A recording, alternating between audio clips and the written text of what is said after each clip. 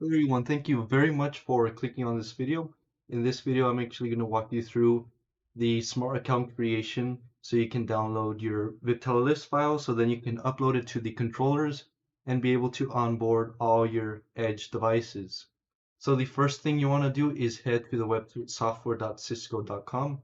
You will land in a page similar to this. You'll want to click on get a smart account. Once you click on that, you'll land in a page similar to this. In this page, you can see that you have your information right here and you have an account name.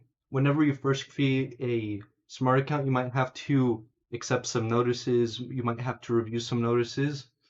It might actually make you go ahead and update your profile to add an address or maybe a phone number. And once you go ahead and do that, you want to move on to account name. Now here is where you're going to type a account name that you would like to have for your Cisco account. So for your smart account, you can go ahead and type in anything you want. In my case, I just typed in NA for right now. You have to make sure this account name is unique. And once you are ready to create your account name, you just click on the create account button. And once you create your account, you want to head back to the Cisco Software Central page. So by clicking the menu right here on the top, well, you want to click on Software Home, and it will take you back to this page. What you now want to do is create a virtual smart account. So in order to do that, we're going to head to Manage Smart Account right here at the bottom. Then we want to go to Virtual Accounts right here at the top. In my case, you can see that I've created some other virtual smart accounts. In my case, I'm going to create a new virtual smart account by clicking on Create Virtual Account right here. I'm going to type in a name, so I'm going to type in VMN YouTube 18, for example. Just make sure that this is unique. You can go ahead and leave the parent account at the top level. The access level, you'll want to switch this to private so it is not searchable by any user in the Cisco Commerce Tools. You can go ahead and accept the defaults and click on Next. This will take a few moments to load. You'll also see your information right here. You can go ahead and click Next again, and then create virtual account. You can see right here that it will prompt a review saying what you wanted your virtual account name to be called, what parent account, and what type of access level. Once you're done with that, you can go ahead and click on Create Virtual Account. This will take a few moments to load, and it says your virtual account has now been created. So now what you can see is the one I recently created is right here. Now what we want to do is head to Plug and Play Connect and set up the vBond. So to do that, I'm going to select the menu right here at the top. Once again, go to Software Home, then go to Plug and Play Connect, click on that. You want to create your recently created, you want to click on your recently created vSmart account. So virtual smart account. I'm going to click on it and I'm going to select the one that I just recently created. It's going to take a few moments to load. And I'm going to go to controller profiles. Here's where I'm going to configure the vBond. I'm going to click on add profile. I'm going to select controller type as vBond. Next, you want to give it a profile name, so I'm just going to type in VMN18YT as a name. You want to type in a organization name. So this organization name is the exact organization name we're also going to use to sign the certificates. So make sure to write this down and make sure that whenever you go through in the next video where I show you how to set up the certs, make sure you type in the exact organization name that you typed in. So in this case, I'm going to type in VMN18YT. And then we want to configure our primary controller.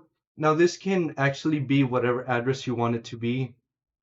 In my case, I'll use a different organization name in the following video than the one I created here. And when I originally created the virtual account for the vBond, I actually used a different host name or actually a different IPv4 address. So you can actually go ahead and re-download the VipTeleList file if you wanted to create a new lab or add more edges or so on and so forth. So to just type in a address, I'm going to select in right here where it says host name, I'm going to type in IPv4. I'm going to type in the VPN 0 address of the VBON. In this case, it's 1113. I can go ahead and click next. Now, if you get this error where it says no default profile available on the bottom right, you can go ahead and select default profile, then click on yes. Then go ahead and click next to go to the next page. Here is a review of what you configured. Then once you're ready, go ahead and click submit. And it says that the controller profile was successfully created. We can see that here's our profile name and here is our controller type. Ours is VBON. Now we are going to specify what devices we're going to use in the VBON. We're going to use vEdge Cloud DNA for the vEdge device and CSR1KV for the cEdge device. So in order to do that, we have to go to the Devices tab, then go under Add Software Devices right here. Select Add Software Device once again. For the vEdge, once again, I said it's vEdge Cloud DNA. Go ahead and click on that. For the quantity, this is a number of vEdges that you're planning to use.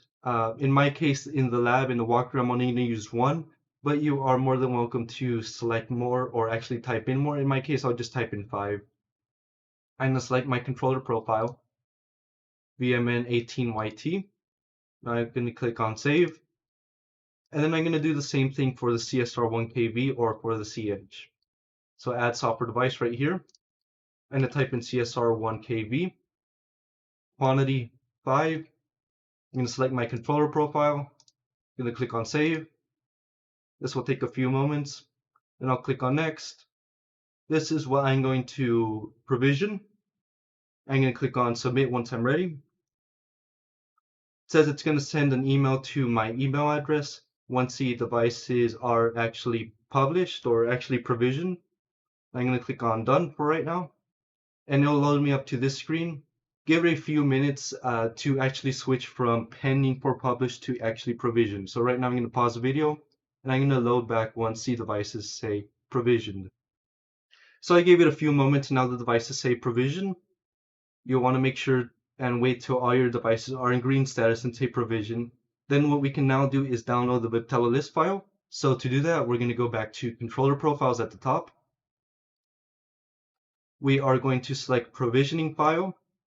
We are going to specify what controller versions we are using. So in the walkthroughs, I'm using version 19.2.2, which means that I'm going to select version 18.3 and newer.